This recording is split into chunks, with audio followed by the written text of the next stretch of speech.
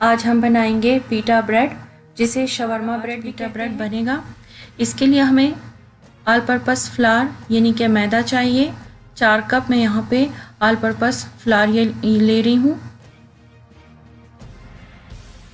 Instant east हमें चाहिए 1.5 teaspoon. याद रखें कि अगर आपका ईस्ट थोड़ा पुराना हो यानी कि 1 मंथ से ऊपर हो तो आप इसमें 1 टेबलस्पून यूज़ करें। नमक 1 टीस्पून, चीनी 1 टीस्पून,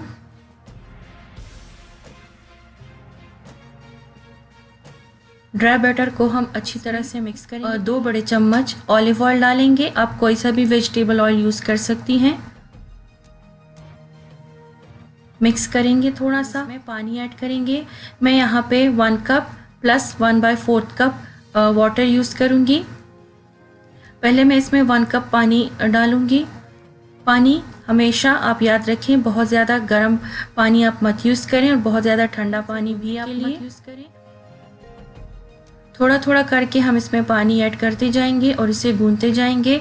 करीब इसे हमने 5 से 6 मिनट तक पहले गूंथना है। ऐसे करके सारा पानी इसमें मिक्स कर लेना है और इसके बाद इसे मज़ीद 5 से 6 मिनट तक इसे अच्छे से गूंथना है ताकि ये सॉफ्ट सा डो हमारा तैयार हो जाए। डो जितना सॉफ्ट होगा, जितना मुलायम होगा, तो उतना ही अच्छा हमारे ब्रेड्स बनेंगे। इसके ऊपर हम हल्का सा ऑयल लगाएंगे ऐसे करके और इसको हम कवर करके रख लेंगे।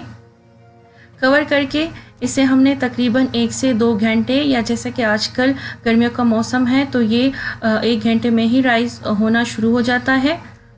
मेरा तकरीबन 1.5 आवर लगा है इसे राइस होने में। आप इसे तब तक राइस होने दें जब तक ये डबल ना हो जाए साइज़ में। ये अब डबल हो गए साइज़ में। अब हम एक सरफेस पर फ्लोर छिड़केंगे खुश्क मैदा, और जो डो है उसके ऊपर भी हम खुश्क मैदा छिड़केंगे और इसे ऐसे करके बीच में लेकर आएंगे। दबा दबा कर हम इसे फ्लैट करेंगे और अब हम इसके इक्वल पार्ट्स कट कर लेंगे। अब हम इसके पेड़े बनाएंगे। याद रखें, अगर आपको थिन और छोटी वाली ब्रेड चाहिए तो आप छोटे छोटे पेड़े बनाएं। अगर आपको फ्लफ़ी ब्रेड चाहिए, थोड़ा सा थिक आपको चाहिए और आपको बड़ा वाला चाहिए, तो आप इसके जो पेड़े हैं वो आप बड़े बना लें। अब हम इसको कवर करेंगे पेड़ों को। फिर से हमने इसे प्लास्टिक रैप और किचन टॉवल से हमने इसे ढक लेना है और तब तक इसे ढक लेना है जब तक कि ये साइज़ में डबल ना हो जाए, करीब आधा घंटे तक। आधा घंटा हो चुका है, ये साइज़ में डबल हो चुके हैं। अब हम इसे रोलिंग पिन की मदद से फ्लैट करेंगे।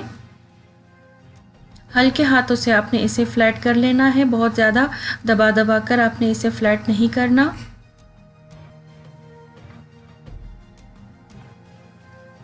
ये हमारे फ्लैट हो चुके हैं। अब इसका लास्ट स्टेप है, इसके ऊपर हम फिर से ऐसे वही प्लास्टिक रैप रखेंगे। किचन पेपर से इसे हम ढककर तकरीबन 10 मिनट के लिए छोड़ देंगे।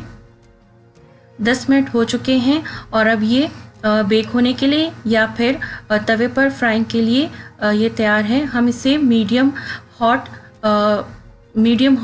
फ्लेम पर हम इसे पकाना है। ये आप देख सकती हैं कि कैसे ये फूल रहा है। अगर ये ना फूले तो आप कोई भी किचन टॉवल लेकर या फिर ऐसे ही चम्मच की मदद से ऐसे करके प्रेस करते जाएं तो ये फूल जाएगा। और जब दोनों तरफ से अच्छा सा कलर आ जाए तो तब हम इसे उतार लेंगे।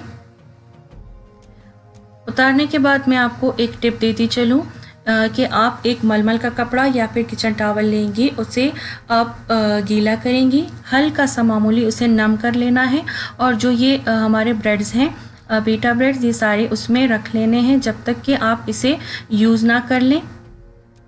और अगर आपने इसे बाद में यूज़ करना है, मतलब 1-2 दिन बाद, तो आप इसे किसी प्लास्टिक रैप में कवर करके फिर किसी प्लास्टिक शॉपर में या जिपलॉक बैग में इसे कवर करके आप फ्रिज में रख सकती हैं। तो ये हमारे सारे पीटा ब्रेड हम इसी तरह ही बना लेंगे। ये एक मैं आपके सामने कट कर रही हूँ। और ये आप देख सकती हैं कि कितना सॉफ्ट और बिल्कुल हॉलो अंदर से आप देख सकती हैं। ये हमारा पीटा ब्रेड तैयार है।